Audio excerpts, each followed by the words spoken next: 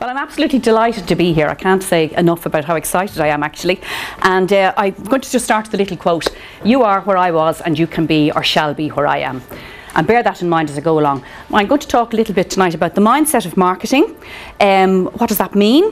What does it mean for you in each of your individual businesses, whether you're in existing businesses or whether you're starting businesses. And in order to do that, I'm going to have to tell you a little bit about my backstory and where I started from.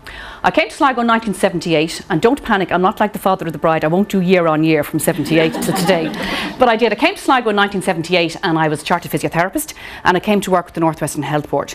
And as you know, for those of you who are the same vintage as myself, certainly in the 80s and in 1978, the recession was nearly as bad as it is today, only people hadn't gone as high, so they didn't fall quite as far.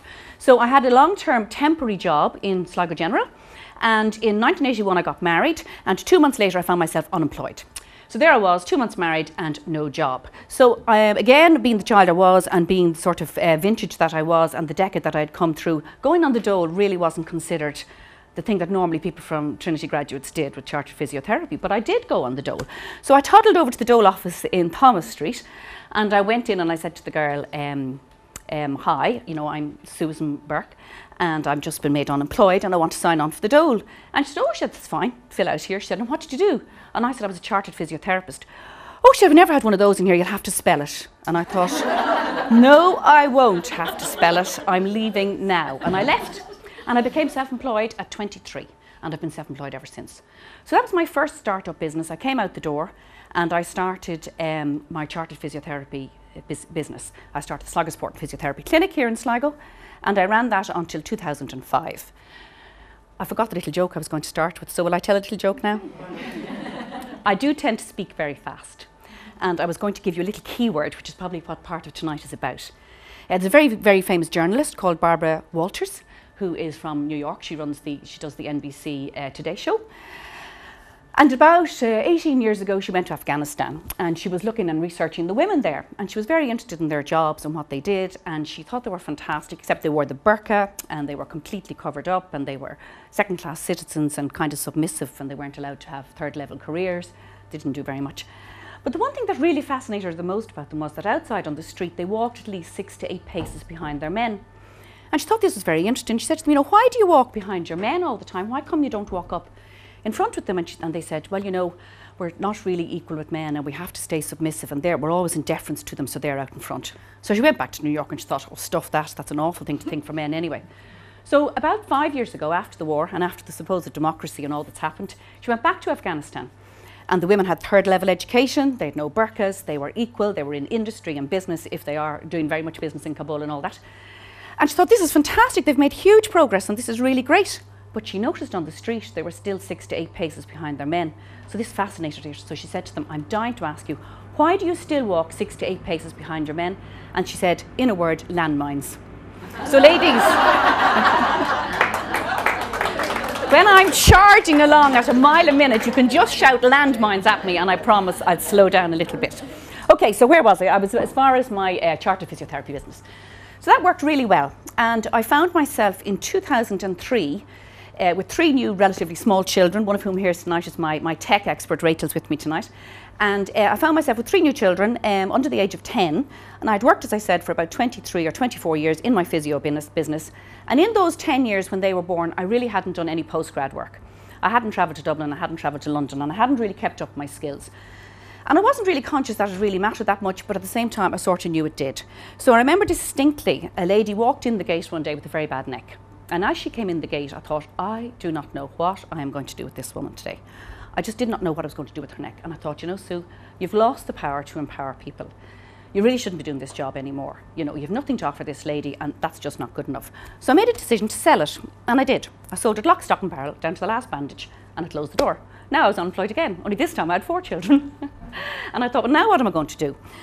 So at the time, Michael, my husband, was very involved with a syndicate of men here in town, 7 of them, who were interested in putting together a property portfolio. It was about 2003, 2004, and they were looking for somebody neutral to help them to manage this new business, and specifically at that time, to do interiors. Now, I wasn't really an interiors person, but I could buy this, that and the other and put a few colours together or whatever. And I got involved in the business with them, and I set up subsequently in 2005 a property management and a letting agency business called Burke Property Management. And that has evolved very, very well for me. And I now have 3 full-time employees. We have about 8 service providers that we use. We manage 2 of the biggest developments here in Sligo. We're also in Ballyshannon and we're over in Westport. So it's been a very good business. And in 2005, my eldest son, Ian, came into the business with me. He had finished college and he joined the business with me, and we worked away from 2005 to 2007. And that went really well. And just to give you some idea of how successful it is, I looked at the figures coming here just to give some idea. I really had no idea, because when you're working in the business, you don't really work on the business, and we're all guilty of that. And last year we turned over 500,000. So I was very pleased with that myself, 500,000. So it does really well. It's a good business, and it grew, evolved, and I learned how to manage it, and I learned a lot of computerised skills and bookkeeping skills during the course of those years. Ian, my eldest son, in 2007 decided he was going to go backpacking, as they do, to Southeast Asia, and he left Mother to run the business. So Mother was left for another 2 years to run the business, and then he subsequently came back. So now he's back, he's in the business, and I decided I didn't really want to, I did the property management, sorry. But it was never really what I wanted to do. I kind of fell into it. I was very lucky. I am a very organised person. I could set it up quite well, and it did grow quite well, but my heart was never really in it. I have to say, it really wasn't a passion. It wasn't something I was really mad about. I just do it, and I get paid for doing it, and that's fine. So when Ian came back in 2009, yes, when he left, he said to me, you know, Mum, if you want to keep in touch with me, you'll have to get up on Facebook. Well, Mother got up on Facebook, and she got up on everything else, social media, and I took to it like a duck to water, and I thought it was absolutely fantastic. The whole idea of being able to contact people in Connecticut or in New Zealand, to be in touch with them, to have a connection with them, to build a community online, it really fascinated me. And I really, really became quite addicted to social media and to my laptop. And I researched it, I wanted to do something with it, and a little germ of an idea planted in my mind that I should be able to run a business on a laptop. And I set up, I suppose I started to research what I might be able to do and where I would start. And I think this is very relevant. Some of you here tonight said that you may be made unemployed next year, and you know, that you'd be looking at something to do. And one of the things I'd have to say to everybody in this room, everybody in here is an expert on something. You all are an authority in your own field, in your chosen profession or career already, whatever you have done. Nobody gets to the age they are, you know, without knowing something about something. And anything like that you have that is a passion, that is something you firmly believe in, you can make into a business online. I firmly believe that, and I know that to be true from my experiences over the last 18 months. So while Ian was away in Thailand and doing what he did, Michael and I sat down and we had a look at our situation. And I, at this stage, was on Facebook or whatever, and I was quite happy with what I was doing. But we had a look, and we had 3 teenagers, and with the current economic climate and the way the future was going, I realised rapidly that we were not going to be able to send these kids to college, that we were simply not going to have the money to send them to college. And Rachel is junior cert, Helen is just doing her leaving cert this year, and Tommy is 13. So I said to Michael, you know, we're going to have to do something else. We're actually going to have to find some new form of income. Michael is a solicitor. They've been hammered in the last 2 years in spite of what people think. We're quite lucky that we are surviving. The property is quite good, but we really don't have any surplus income. And I'm not ashamed to say that, because I don't think there's anybody in the room who has very much surplus income at the moment. But we had lives and we were doing fine and we're not in any trouble, but we hadn't really a huge amount of money. So we had a look at what we might be able to do. Now, Michael, I have to backtrack and say, is, what is he? Sabina. Sabina worked with him for quite a while. She'll tell you what he is. But he's always looking at new things, and he's always quite innovative, and he's always moving the goalposts. Always moving the goalposts. So he was hugely interested in self-help books, and his biggest passion would have been Tim Ferriss. I don't know whether anybody's familiar with the 4-hour work week. Well, if somebody can tell me how to do a 4-hour work week, I'd be very happy, because I've read the book and I still don't find it very easy to do a 4-hour work week. So he was really interested in all of this carry on, and he had also done a neurolinguistic programming course, so he is a coach. And he was going to a conference in England, and he said to me, Sue, do you want to come? And it was in February 2010. And Michael's mother had fallen and broke her hip. We'd had a horrendous winter. It was just horrific. And I thought, you know what, a weekend away would be kind of nice. Go away with my husband, it'll be fine. We'll have a nice meal, a bottle of wine. I'll, you know, go shopping in Birmingham, and he can go to the course, and that'll be great. We'll stay in a nice hotel, it'll be fine. Didn't turn out like that. We went to Knock, there was snow. We got on a bus to Belfast. We fell into Birmingham at 11:30 that night after a Paul Rankin rank sandwich in Belfast Airport, and I never got the bottle of wine. And the next morning we got up, and I said to him, quite genuinely at breakfast the next morning, I said, Michael, what am I at? I actually didn't even know what conference or what I was at because it really wasn't relevant to me. The hotel was in the middle of nowhere. You would have needed 2 taxis to get into Birmingham City, and I just had to put up with it for the weekend. The conference was fantastic and it changed my life. It was a product creation workshop. The guys who spoke at it were amazing. I'm not going to tell you who they are because you'll all go beetling off to meet them. But they were absolutely fantastic. And they spoke about all sorts of life-changing things you could do on the internet and how you could brand yourself and how you could set a business up online and how you could learn how to market it and how you could niche into this, that and the other. And one of the guys in particular was a guy called Pete, who has since become a very good friend of mine. And Pete was particularly interested in working with individuals. So I sat beside Pete all weekend. I went for dinner with him. I met his wife, 6'1" from Beijing. Is Yin Min here tonight? No. Just come back to China today. All right. This lady's amazing. She's an amazing Beijing woman. She's so tall for a start, which is quite unusual. But anyway, I met Pete and I came home and I worked with Pete for probably the following 3 months. And what he really does is he has since evolved into a different business, but at that time, which was 2010, he takes an individual, he talks to you extensively, he listens to where you're coming from. I had physiotherapy, we had polytunnel at home, we've grown veg for several years, so I was quite good on self-sufficiency and growing vegetables and all that kind of thing. I ran a property management business, I can do computerized bookkeeping, and I had quite a lot of other kind of skills and interested in homeopathy. So I told him all of this, and he whacks all of that information into his software, and it comes out the other end with a big report. And he has done all sorts of keyword research, and I got this big report handed back to me. And essentially what it was, it would identified areas of my life that I could perhaps grow into products or into a business online, right? So my first product, Rach can roll it there, Colette, as you say. My first product was head lice. So ladies, when you lot are all sitting there scratching your heads, wondering what you're going to do in 2012, remember, Sue Burke started with head lice. I will never take this website down off the internet. This website I made myself. The little video in the middle I did on a free trial from Camtasia. It cost me absolutely nothing. I did it on free software called Salida. I since upgraded it, but it started on free software. I sat down, I came back from that workshop in March, and I had this up by August. I had all of it integrated with Twitter and Facebook. I did every single bit myself, not one penny did I spend with anybody else. It wasn't easy, it was a baptism of fire, and if I'd known that I would get labelled as being the head lice lady, I certainly wouldn't have done it, but there you go, that's what I did. And I set that up. That little website sells a book. And I have to tell you, that website sells a book at least 2 a day, every day, 365 days of the year. So I make at least $14,000 off that website, and it's sitting there. I have never touched it since 2010, since it went up. I set it all up. It has automated Twitter, it has automated Facebook, it works away, it does its own thing, and I get a little ping. You talked about getting a ping back this morning, delighted, Amanda. My phone pings all the time, my children go mental, and it's PayPal to say somebody else bought your book. And it's a little ebook that I wrote.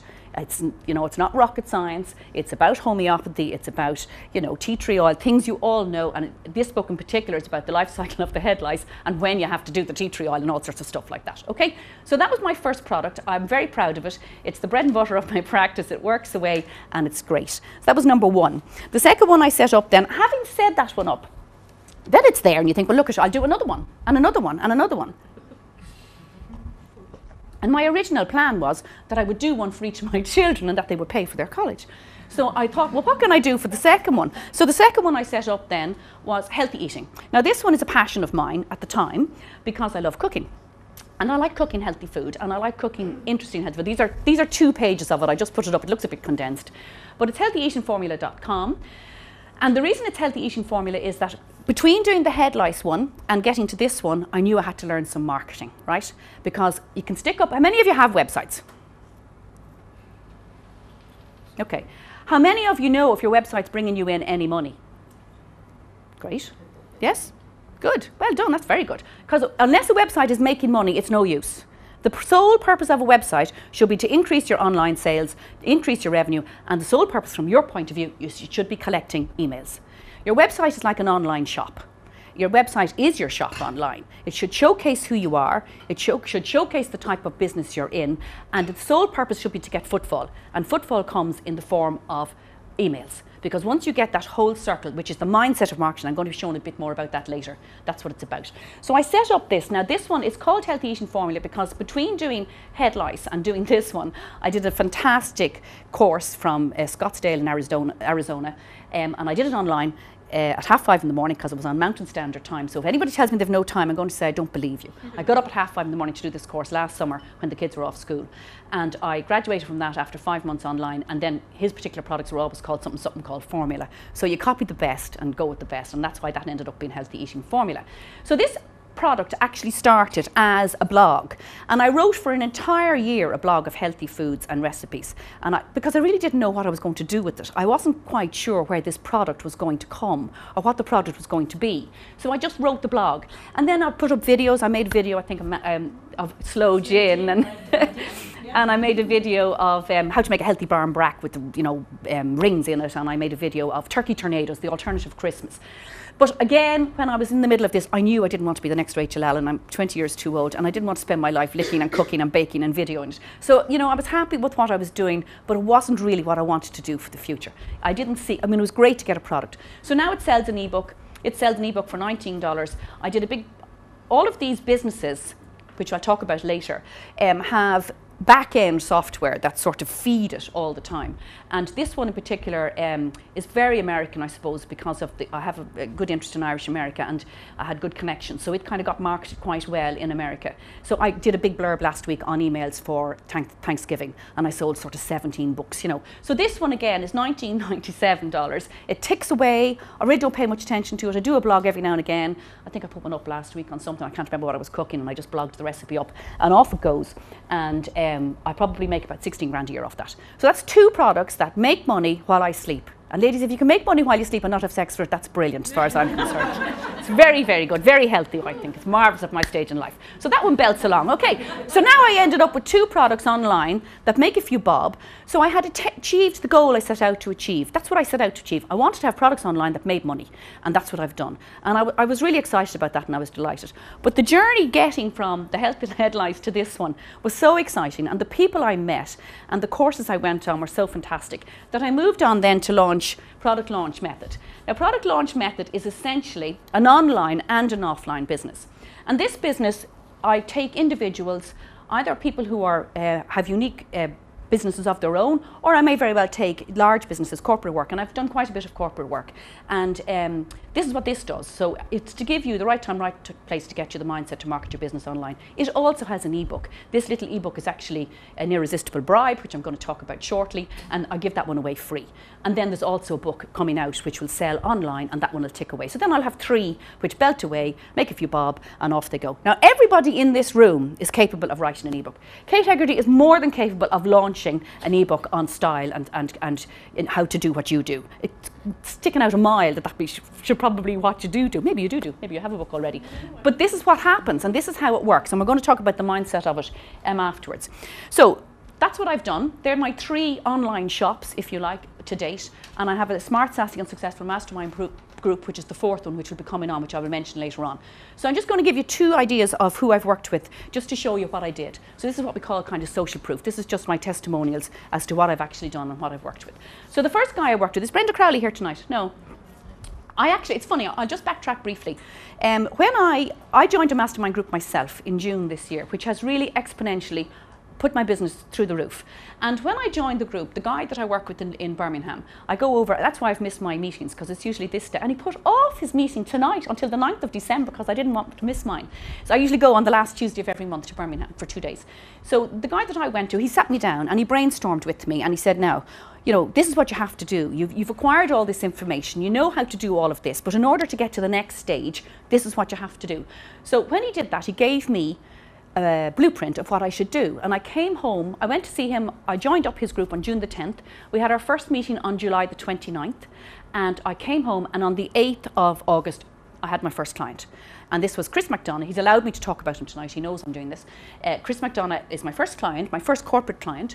And it happened through Brenda Crowley, actually, because when I came home, the best way to run a business online is to niche into a market. So you can't be all things to all people offline, and you can't be all things to all people online. You're far better to target niche your market and go after that market and put your business card on that desktop every day. So I came home and I made a decision that I would target neuro-linguistic programming coaches, because Michael was a coach and I had his database. So it seemed like a good idea to raid his database and to raid his emails so that I could get access to these people. And I was trained in product launch and how to target market and how to get somebody up online as an individual. So I was following Brenda, and I was chasing Brenda, and she was away in the month of July, and she came back in August and she rang me, and it was a Monday at about 11 o'clock, and she said, Sue, I've just got your emails. What I did was I went through Michael's list. This will give you an idea how to target business. I went through Michael's list of neuro-linguistic programmers. You're not allowed to spam email a whole group of people that you don't know. Most people who would know that. So I went through each individual person, and I went and I looked at each of their websites, and then I sat down and I wrote an email to each of them, personalised, dear so-and-so, this is who I am, this is what I've done, this is what I think I can do for you. Here it is. And I said what I thought I could do for them, and I also gave them a little brief synopsis of what I thought of the landing page of their website and what I thought they might do or get their web designer to change to give them an idea how to promote their business better. One of the things you must do always when you have an online business is give free content. You give most of what you do away, because that's just the way it works. So if you tell people very, very definite, good ideas of what they can do online that would improve their content or improve their site, they're usually absolutely delighted, because it's free information from somebody who knows. So I did that. So a lot of people rang me back. So not only did I get new business, I got like lots of business that I wasn't expecting to get. I was in Cork and I was in Dublin, and I was dealing with individuals who knew. Anybody here is a coach? There are a few coaches in the room. So you know how hard it is to get new business, and you know how hard it is to leverage your time, and an awful lot of this online work is about leveraging your time. So if as a coach you could make a product of what you do, then you can sell your product to more people than one person per hour. You know, working on an hourly basis, one-to-one, is very time consuming, and it's not a good way to leverage your time. So you try and help people to leverage their time. So I worked with Chris. So Chris, I'm sure people know CMD Colooney, do you? I'm sure most people do. Chris is very dynamic. He does everything yesterday in a hurry, and he wanted to target market this particular aspect of his business. Tender Assist, as Una knows, is e-tendering for tenders online. It's a huge market. There was a Circular 1010 initiative that this government has brought in, which has revolutionised tenders in Ireland. And Chris knew there was a market there, but he didn't really know how to go after it. So we set up this campaign. This is what they call a squeeze page. Are you familiar with the term squeeze page? Okay. Are you, Caroline? I'm fascinated that web designers aren't familiar with the term squeeze page. A squeeze page. No, I'm just interested because... No, I'm just interested. A squeeze page essentially is a page just like this. And as I said already, the sole purpose of a website, if you're in an online business, is to get emails. Emails are your customers. You know, if you open a new shop, you could get 20 new people in today. They may not all buy, but if they like something, they'll come back. So it's exactly the same with your website. Your website should grab people's attention. The headline should be something that they think, well, wow, you know, discover how to make your tender successful with our no-win, no-fee bid management system. So it's not going to cost them anything. And then he had a video on it, he's taken that down. You give your name and email. Now he has a customer in his shop. That customer may not buy today, but depending on what value and what relevance he gives them, they'll come back and buy another day. But you have to have them in your shop first. You can't sell something to somebody who isn't in the shop. So that's what you do. So this is basically a squeeze page. So I worked with Chris, and I rang him on Friday to tell him I was doing this and to ask him if I could talk about him, and he said certainly. And he also said to tell you that on average he's getting 5 new clients a day. Now they're 5 new clients he wouldn't have got if he didn't have this system. So what he does is he sends that web page out in an email to his clients. He has an existing email database, and then they see that he's upskilled into doing Tender Assist, and they ring him because they know him. And Chris could sell sand to an Arab when he gets there. So he's very happy with this business. So that was Chris. Then the second guy I worked with is Mick Doherty. He's also given me permission to talk about him tonight. Now I picked Mick in particular from all the recent clients that I've had.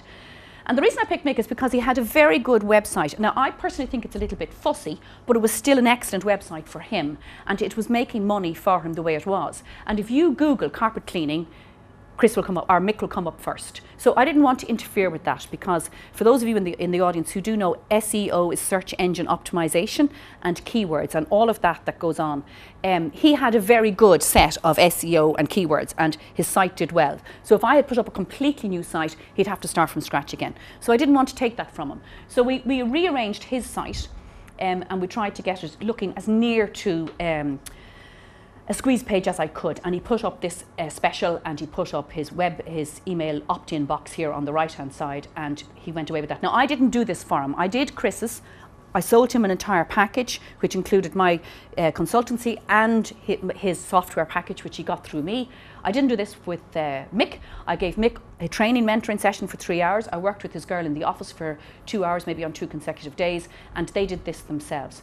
Mick is absolutely run off his feet. He started target marketing Facebook in particular, because I reckon that's what was part of the mentoring I gave him, and he also started targeting his email list.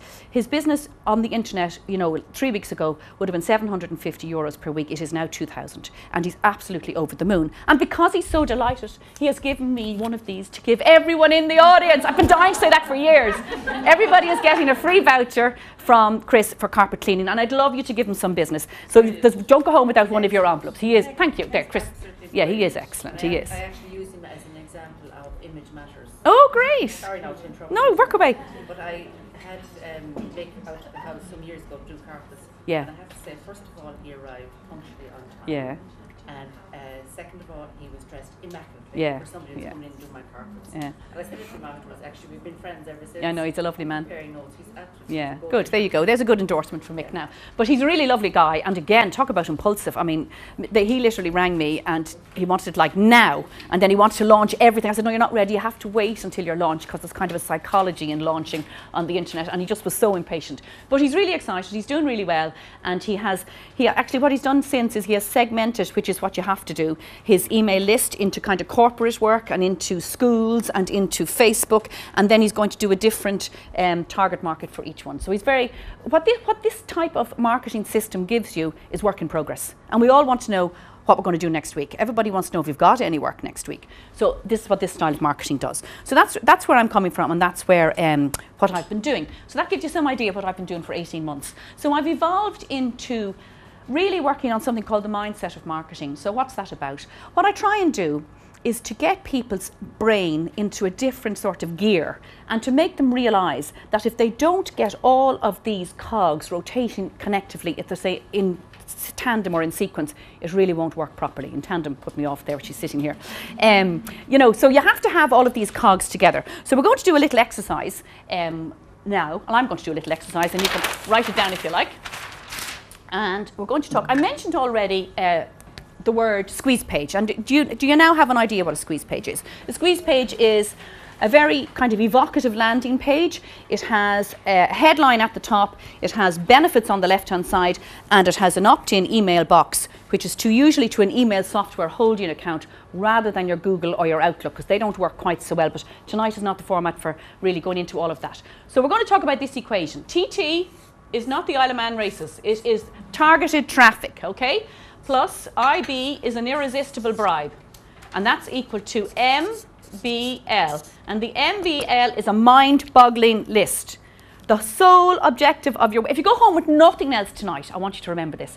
Your website's sole purpose in life is to collect email addresses, because your website is your online shop and your email addresses are your customers, and you must get those in order to have an online business, because your website is sitting there going nowhere. The average time somebody stays on a website is 11 seconds.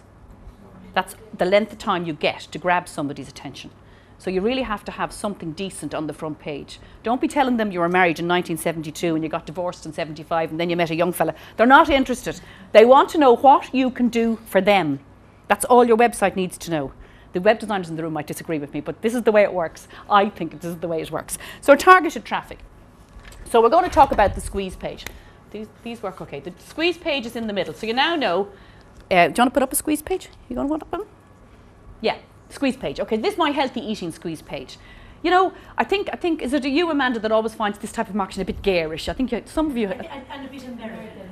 Yeah, it's very American, but it works. So, you know, do you want to make money in 2012 or not? You know, and I mean, I think we always follow America eventually. So, you know, get off the program. And I don't mean to sound sort of, you know, condescending, or, you know, but I just find, for a long time, I must say, actually, when I got involved, I did sort of find it a bit in your face, and I probably found it a bit too much too. But, you know, when it works, and when you wake up and there's PayPal money in your account, you think, well, to hell with the garish, I'll go with it. You know, it sounds fine. But look at what is and I suppose the other thing that I would resist, if I'm being honest, yeah. is just the sense is the formulaic nature. And I know when I see a website and I go, aha, ka-ching, I can see it's one of these types of websites, I'm disinclined to stay. Yeah. That's my own experience. Yeah, okay. Yes, I do know what you're saying. The bank account and I haven't, Susan. Well, maybe I'll do some work with you in 2012 when we get it in your bank account. So can I ask a Yes, question of course. It's probably going to sound totally ridiculous. Ask any question you like. That's what I'm here for. I just want to ask before you move on. You have those new books and the e-books and all that kind of stuff. And okay, so that's fine. You know, you can SEO and all that, keywords and all that works fine. But these are new products that people aren't looking for. How will you get people to look for these products? Bear with me. That's exactly what we're doing now. Okay. Yeah, that's exactly what you're doing. Your website, you also have to put your website on somebody's desktop every day.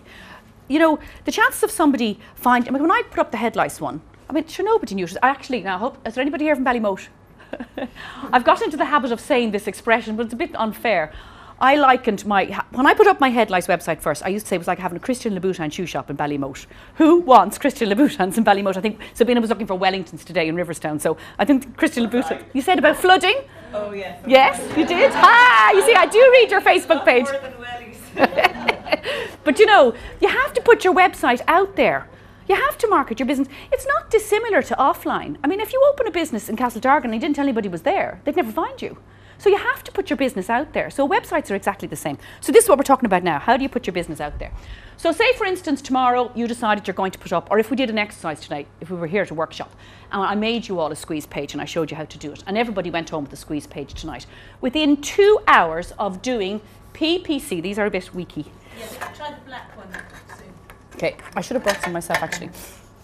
Within 2 hours of putting up pay-per-click, you could have a squeeze page up and running and you could have traffic. Now pay-per-click, are you familiar with pay-per-click? PPC is pay-per-click, meaning, you know when you go and search something on Google, has everybody searched something on Google at some stage? Okay.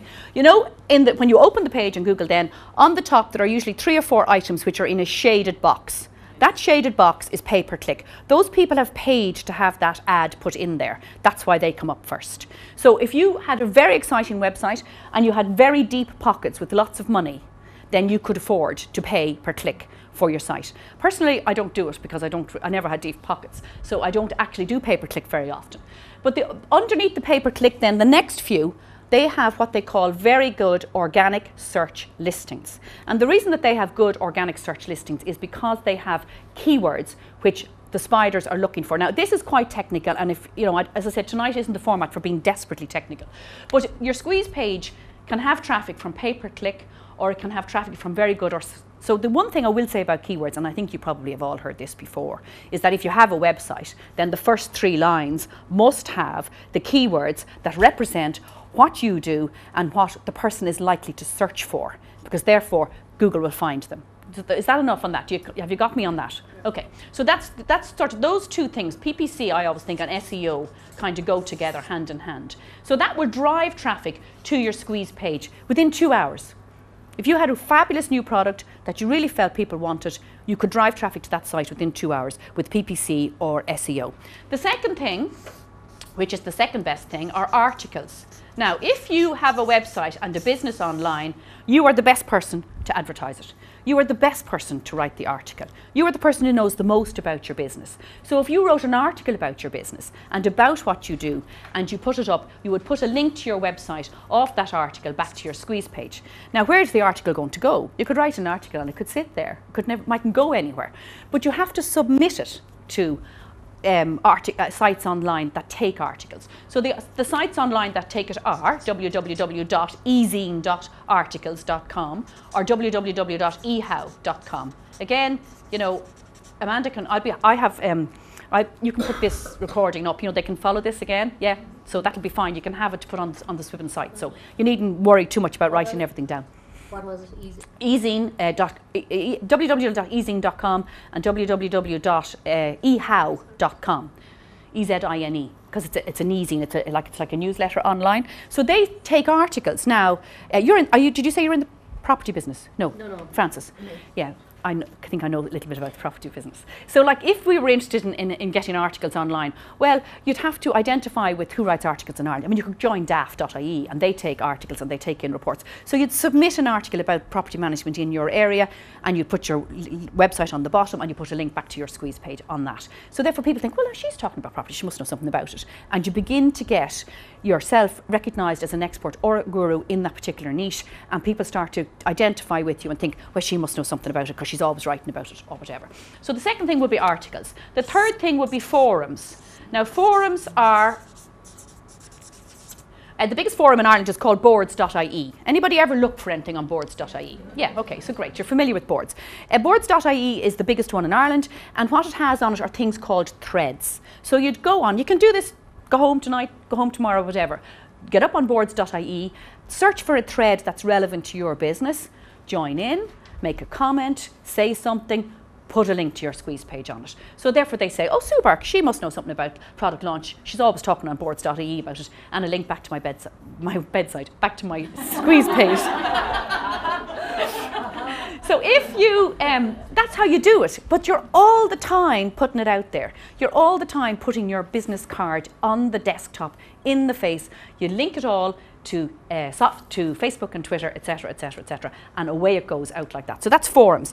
The fourth one would be YouTube. Now YouTube really, for Rachel's age over here, YouTube is essential. I mean, YouTube is the future. People will watch a video quicker than they'll read an article.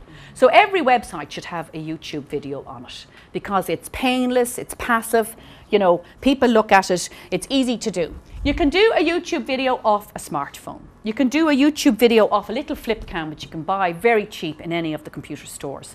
It doesn't have to be high tech, it just has to represent what you do, it only has to be authentic. So, any of the sort of people I had prepared aren't here. I was going to say about Joan Ward, you know, something I thought would be here that would be relevant. Say, for instance, Joan, who runs Sligo Office Supplies. If she got a delivery of desks and chairs, she could easily video those being unpacked, and then she could do 2 minutes talking about the ergonomics of an office chair and the relevance of that chair to the desk. Would it be interesting? Yes. Would it make you realise that she's an expert on office furniture? Yes. Would it make you think, God, I must go down to Joan, I could do with a new desk, or so-and-so's doing their leaving in the house, maybe I'll go and get a proper chair. So you're just putting out knowledge, information about the information that you know, and you're putting it out there on the internet. It might come back today, it might come back next week, who knows. But if you don't put it out there, it definitely won't come back. So that's really YouTube. So the YouTube video is really essential for the future because that's the way you're going to retain people's interest. Number 5, there's 6 of these. Number 5 is social media. Now, the social media is probably the biggest one that people like the best. You could Flickr, LinkedIn, Twitter. Interestingly enough, Mick Doherty from Carpet Cleaning found me off LinkedIn. He's probably my biggest B2B client to date. He was on LinkedIn, somebody asked, second connect or whatever, and he linked me and he had a look at my website, and being Mick, he picked up the phone and rang me and he said, I want to talk to you, and I went down there and then, because being me, I'm just as impulsive, and if it came to business, I was definitely going to be there. So that was how he got me off Facebook. I'm not going to go into all of them. I'm going to do a little exercise on Twitter after this little piece, but I won't go into Facebook and Twitter and LinkedIn because again, they are all an hour at least in themselves. So I won't actually labour them at all. I think most of you are familiar, and I've had various other workshops over the year on Facebook and Twitter and LinkedIn. So that's number 5. And then number 6, and you'll never guess this one. Number 6 is blogging. Now, why do I love blogging? Because blogging is talking online. You'd never have guessed. One of my favourite topics. So I love blogging. Blogging is great fun. You just blog. I mean, Tom blogs, doesn't he? Tom Ryle in Winebuff is a great blogger. He writes blogs to me and I blog back. Blogging is really great. Blogging is just talking about your product online. Can't be easier, couldn't be easier. All you have to do is just talk. Now, funnily enough, I'm a very social person. I don't have any secrets. I tell you anything you want to know, but I can't talk about my personal life online. I'm simply not able to do it. You very rarely see my children on my Facebook page. You very rarely say, I'd never say I was at a dress dance on Friday night on Facebook. I just can't do it. It's just that I have a divide between work and, and I consider it sort of work, and I consider my Facebook work. So a lot of people, my generation, would sort of think, why would you want to be on that putting up about whether you walk the dog on the beach? And, it's a lot of rubbish. It isn't really rubbish. It is very much so telling people the type of person you are. They're getting to know you as a personality. They're beginning to identify with you. They're beginning to decide they like you. And people buy off you. They know you, they trust you, they like you, they'll buy off you. But that's what it's about. And it does take time, and it takes quite a long time. On Facebook in particular, I think I probably have about 1,100 or 1,200 friends at this stage, and my children laugh at my friends. And you know, but I would never say anything very personal on it. But if I did bother, like most days I would put up, my Facebook pages are all linked, I have fan pages, so then if I put up something on product launch, it would go in on Susan Burke, and vice versa, the healthy eating and all the rest of them. So occasionally I might say, you know, at a conference in London, brought Rachel with me, we were over recently, had breakfast, and here's a picture of so-and-so. I might do that occasionally. If I do one of those, I will get more comments than if I said, this is my product launch book, buy it today. You get no comments. So it's actually interesting that people would much prefer you to be personal and to say something about yourself or whatever, rather than all the time hammering away at business. So it's kind of a happy medium. As I said, I don't find it particularly easy to be very personable on Facebook, but if you don't do it that way, you really won't get anywhere. So it's a nice mixture between the two. Okay, so that's really the little exercise. Now, the bit in the middle, which is gone now, we said was targeted traffic. This is your targeted traffic. These are your 6 pillars of targeted traffic. Each and every one of these should have a link back to your squeeze page. They are not all the same formats, so not all the same type of content suits. And perhaps when you get quite established at this, the same squeeze page may not suit everybody either. You might have to change if you're paid per click, that's really out there. That's just like in your face. But if you're actually blogging and you have a community who are involved with you and who like what you say, you may need a different type of squeeze page, but that's getting a bit more advanced and a little bit more technical. If you just wanted to do tomorrow, if you wanted to increase your business tomorrow, look at your website, get it shaped into a squeeze page, think about copy, think about how you would actually write something compelling that would engage people with you and who you are, and get a squeeze page up, and most importantly, get their email list. How many of you collect emails of your clients actively? And how many of you actually ever email out to them? They very often Great. write them badly and you get to use them wrong. Oh, I know, that is a nuisance, yeah, it is a nuisance. Can I just Yeah. ask a question, since you're very expert in formulas, do you have a time formula or time management? Because personally, I have, I'm exhausted at the end of every day. Yeah. So unless I have a formula of some sort of medication to keep me going for the rest of my life, I can't, I'm not belittling. Yeah, no. I think it's wonderful, and I do embrace Facebook, and I'm doing my bit on Yeah, Facebook. yeah. But I'm just so tired that I know. just think I'd love to do a blog, but I don't have the energy Yeah. to do it. So Well, the system that I use is all automated. It looks like I'm there all day long. I am pretty much there all day. I run 3 desks. I have a laptop here, which is Burke Property Management. I actually also do my husband's accounts for his solicitor's company. That one sits in front of me, and this one is my social media business, if you like. And I go from one to the other all day. I just go like from here to here to here. But I don't. The software system that's what I use, and which is what I recommend if I take on clients, that we try and get it integrated to their system. When you blog, you hit send, it goes to your Facebook, your Twitter, your LinkedIn automatically. And you need time to do that. well, you have to do a blog, but a blog doesn't take very long. Like, the template is there. All you have to do is go in and say, you know, George Clooney walked into the shop today, he bought, you know, fantastic, you know, throwaway lenses, good job, because he didn't get to see me. All you have to do is say something, and away it goes. You hit send, it goes to your Facebook, your Twitter, and your LinkedIn itself. And mine actually even goes to my email software, and it goes out as a blog broadcast. So I do absolutely nothing, only blog, and then it goes. But then I know that I've touched base with you today, you know, that you've said, that one's out again, what is she on about, you know? It's also part of your work. It's not something you do after work. Yeah, And then it's part of your work. Yeah, say, sometime in the day I'm going to give myself that time. It's Yeah. the same after I've worked up. Yeah, that's true. You know, and first thing in the morning, actually, you know, turn on the laptop, do 5 minutes, 10 minutes. I mean, it's terribly cheap advertising. Sure. I mean, you know, you go put an ad in Champion, look at the price. It's shocking. Put an ad up, put something up on Facebook, it doesn't cost anything. But if Facebook is working well, Yeah, I like it, yeah, and I yeah. have the time to do it. And have you got your Facebook integrated with your Twitter? No, I Well, haven't. then you go home tonight and you go on Facebook and you go into the top of the box and you put twitter.com, and it comes up and it tells you how to do it. All you have to do is click, click, click, click, click, and then your Facebook's connected to your Twitter. Then all you have to do is just write on Twitter tomorrow and Facebook, and it'll go to Twitter. It's really simple to do. It's just people do get a bit overwhelmed. They do. People genuinely get overwhelmed. They think, oh, I can't cope with this. It's just horrific. But if you get it, when you get it set up, it's done. This whole circle, this whole mindset is totally automated. I'll tell you a little bit about automation, actually, another little joke to give you a bit of a light moment. When I started, I was all over the place. I was shotgun Sue. It was everywhere. You name it, I was everywhere. I was tweeting, I was Facebooking, I was all over the place. And I was at that time doing what are called RSS feeds. They're really simple syndication. And what you do, I'm sure you're familiar with the icon, the RSS orange icon that's on a website. And you click on that icon, and that then is saved to your Google Reader, and then you can put that out in your software to all of your systems. Now, it's a bit technical, but I was doing this because I thought I really need to grow fan base and I really need to be all over the place. So I was RSS feeding for all your worth. And I was following a guy called Dr. Veal. I'm sure Helen knows him. He writes fantastic homeopathic stuff on the internet, super blogs, great stuff.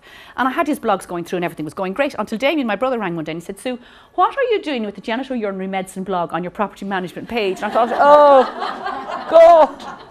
So I frantically went into Burke Property Management's page and had a look, and sure enough, Dr. Veal had written a wonderful article on genital urinary issues and how to solve them with homeopathy, and it was up on my page. So I took it down immediately. I was mortified and I thought, oh my God, hope nobody saw that.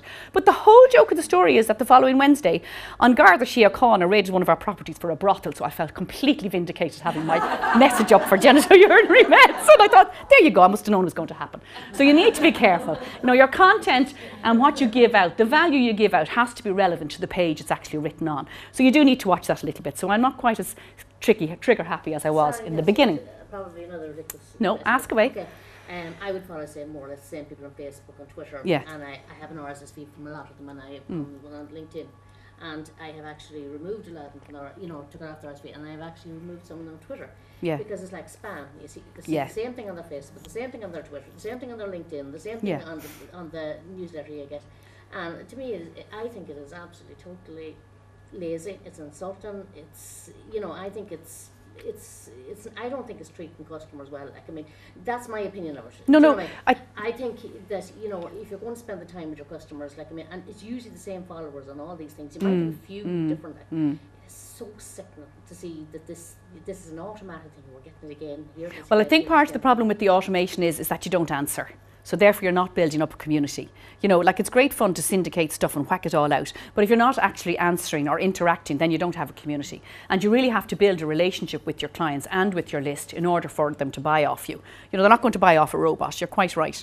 But in the beginning, this is kind of what you do to get going, But some of the feeds, I think in fairness, after a while you would get more discerning, and I think if you do RSS feed some of the good content from good people in your niche, then I think that's very relevant, and I think it makes your blog more interesting or your page more interesting if you're bringing that good value content to your clients that way, and then you just get a little blurb, you get associated with them. I mean, you are the average of the 5 people you're surrounded with, so if you use people on your pages that are very good and give good quality content, well then you're obviously associated with them, so it lifts your profile a little bit as well. So there's a happy medium.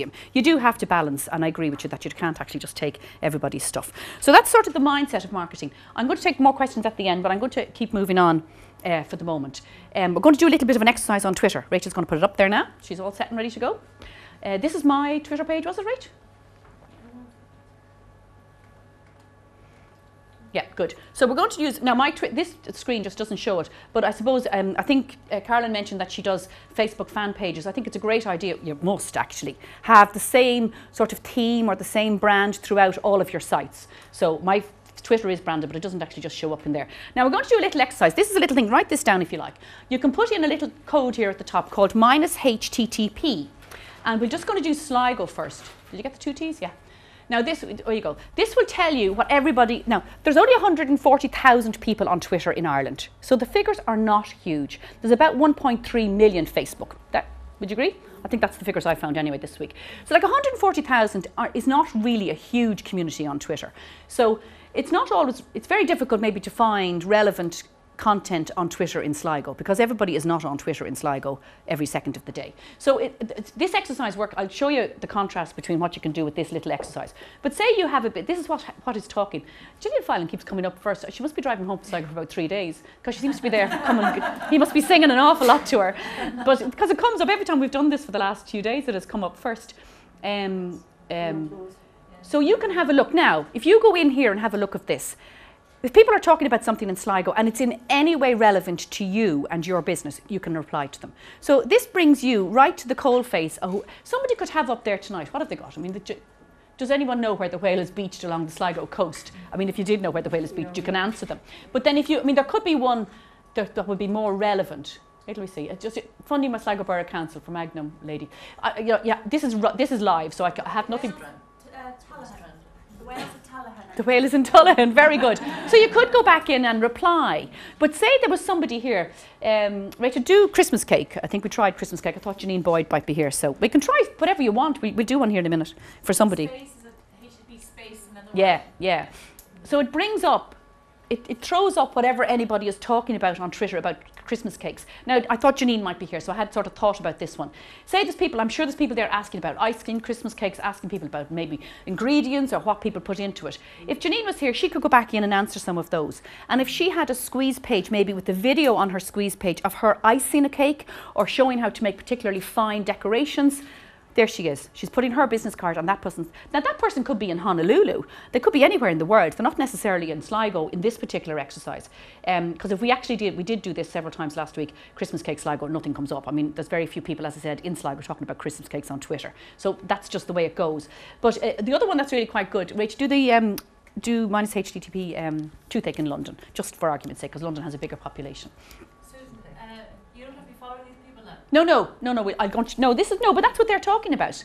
So supposing you put in e-tenders or for food or something, somebody might actually have up, does anybody know where I'd find somebody to help me do an e-tender for food?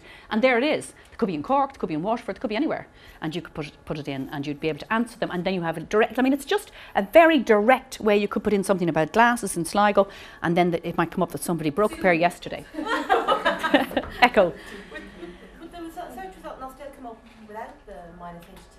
No, the minus HTTP just makes it it's just a little robot, and it completely targets it immediately. Well, especially if you do Sligo, it'll come up better that way. Just a question. I mean, Yeah. you're using the Twitter page here, but if you were using something like TweetDeck or one of Yeah. those, you could actually set yourself up, set search columns that you have. Yeah. Like, say, I would have, web stuff, Sligo, Leitrim, Mhm, products, different things that relate, and then you have them in front of you all the time. Fantastic. And it just So feeds that's up. what I would suggest Yeah. to use, because then you don't have to do a separate search every time, but you have them all in front of you. Yeah. At any time, and then anything new you want, you just create a new search Yeah. column. Yeah. And have it there. So Very that's good. a way to keep in touch with all of them. Super. So I don't really actively tweet very much, not as much as I probably should. I just don't do as much as I should. Yeah, I would have used Hootsuite in the beginning quite a bit, yeah. Okay, well, we're going to do to find clients. If you want to how many of you have Twitter accounts? Quite a few, but not everybody. So if you were interested in setting up a Twitter account, how do you get followers? People always wonder, how do you increase your followers? So again, I sort of was trying to think who might be here tonight. Are you going to do the Peggy Portion one? Yeah? Okay. Peggy Portion is a fantastic cake decorator in London, and I know that Janine has trained with her and did her training for 3 months there, and as I said, I thought she might be here tonight.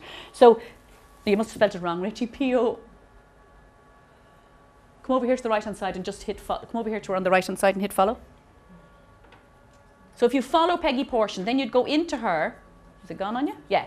Now look how many. She has 3,251 followers. So click on her followers, Rach. So this is how you'd go and increase people in your community that you're interested in. Now she's in London. Again, you have to bear in mind, as I said, there's only 140,000 people on Twitter in Ireland, so it's not as big a community as you could. So then these people are following Peggy Portion. She's the queen of decoration cakes in London. So if you were in that field or you were interested in that, then you should follow these people too, because that is what they are interested in. So therefore you're in a community that are all talking about the same thing and that are relevant to your business. So again, that's what you do. You follow.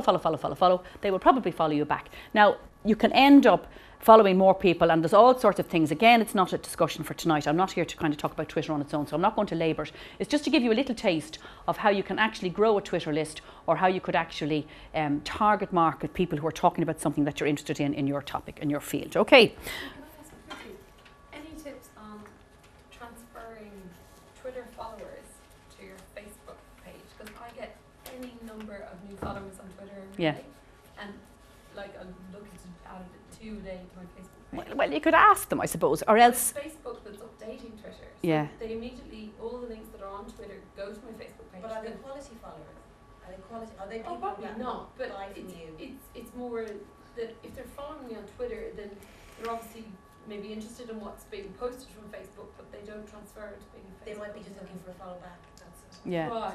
Okay. And then every now and again you can do a spring clean. I mean, there's lots of software out there that'll do spring cleans for you, you know, that you go in and you install them. A lot of them aren't free anymore. What's the best one that's free for spring cleaning? Like, I wouldn't profess to be now a Twitter expert and Facebook expert, but I use them all. Do you advocate spring cleaning your followers? Oh yeah. Oh yeah. Not Get, just the people you yeah. follow? Well, you see, if you get to a stage where you only, if you have, I think, what is it, 2/3, 1/3 or something, there's a formula. Twitter will only allow you follow a proportion of the people that follow you, so you have to balance it out. So every now and again you can do a bit of a spring clean. I mean, sometimes you'd go on there and you might find there's people following you from Japan or somewhere who are writing in hieroglyphics or something, and sure, there's no point in them following you because you can't read it anyway. So, you know, you need to sort of clean it out every now and again. Anybody else got anything to say about Twitter that you'd be comment? No? Okay. So that's basically the mindset of marketing and a little bit about Twitter. Now, okay, I'm nearly there, aren't I? 9 o'clock. Okay, so where am I now, Rachel? Flick along again to like catch up. Okay, so I was talking about my journey and where I've come from and where I've come to. And as I said, 2 years ago, Michael and I sat down and we had a look at our situation and we thought we're going to have to do something new. So this is what I've done. I have done something new. But if I did, I had to fund it. And everything's, you know, oh, how are you going to fund it? Like, I did travel. I've been to Colorado. I've been to Washington twice. I've been to England so many times I can go through an airport without a bother in the world. I never have liquids and I never have the wrong I never have to take my shoes off and I never have anything in my bag haven't got. So if you're too busy working in your business, you have to work on it. So what I did was I really set out to educate myself. I decided I want to recreate a new career. I went after it, you know, breakneck speed. And but how did I fund it? I actually funded it quite genuinely on my children's allowance. And I'm telling you this because it looks like they're going to cut it in the budget. But I did actually, that's exactly what I did. I went into the post office every month, I took it out, I went straight over and I put it on my credit card and I was away again. And I know that over the last sort of 2 years, I probably have spent the guts of 25 grand on my education. That's what it's cost me to get up to speed to where I am today. And not all of that, I don't have that many children, so not all of that many came from the children's allowance. I did sort of bootstrap the rest of it probably from Burke Property Management. But it's not particularly cheap to get yourself re-educated into a new career.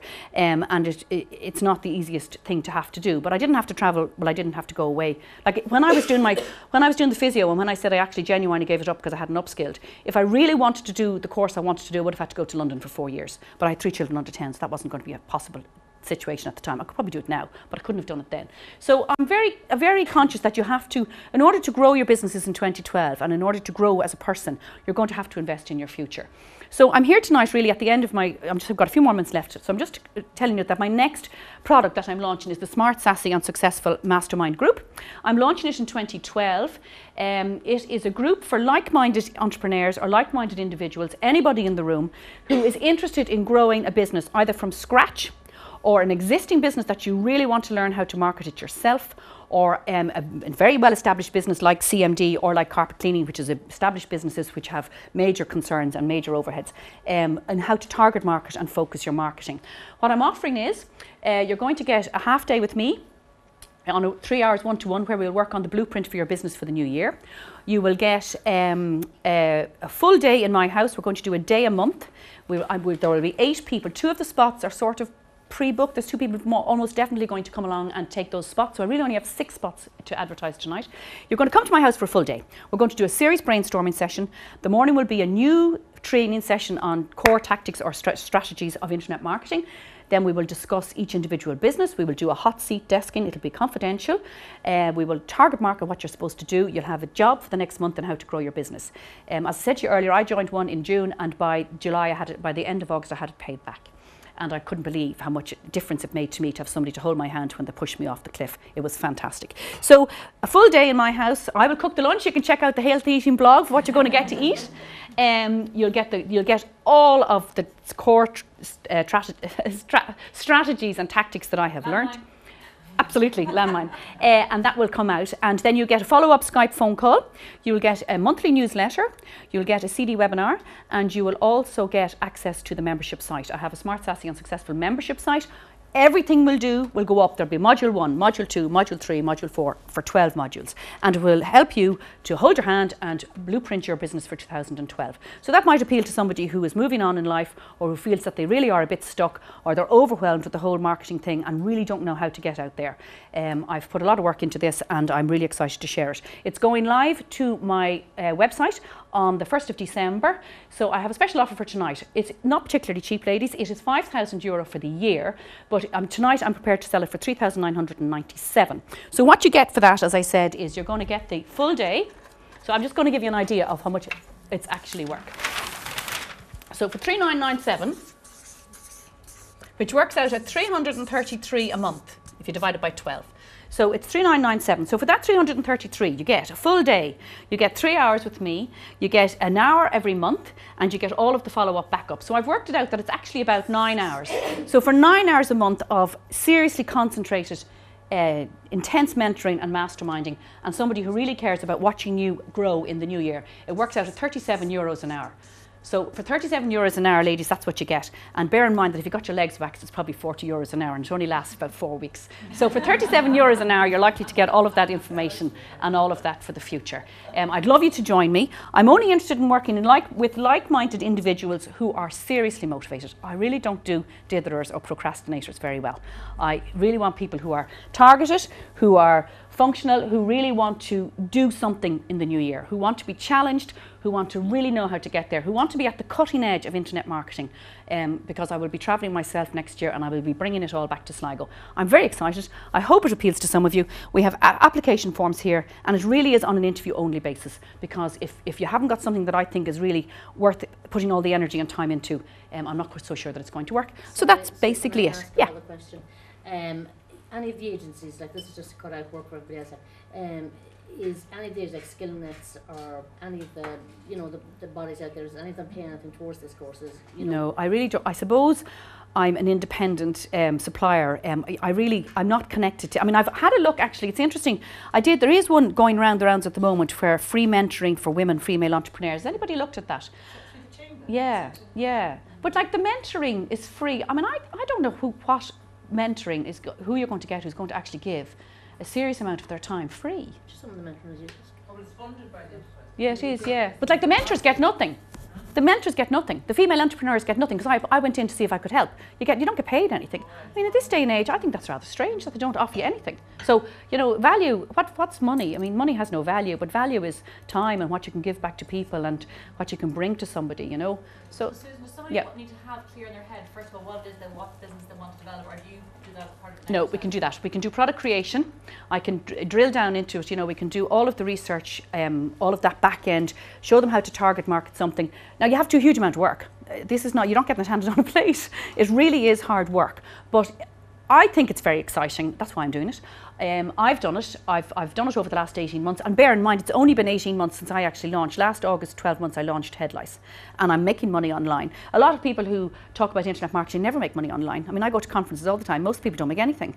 But I actually make money online. And I think that's very exciting. And I think that's what I set out to do. And that's what I've achieved. So I think I'm in a good place to mentor people and to guideline and to help people how to do it.